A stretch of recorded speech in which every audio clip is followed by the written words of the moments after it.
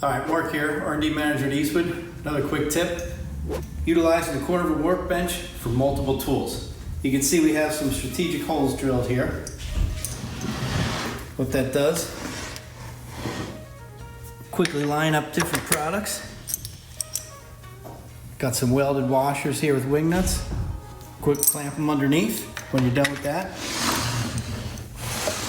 slide in the next tool.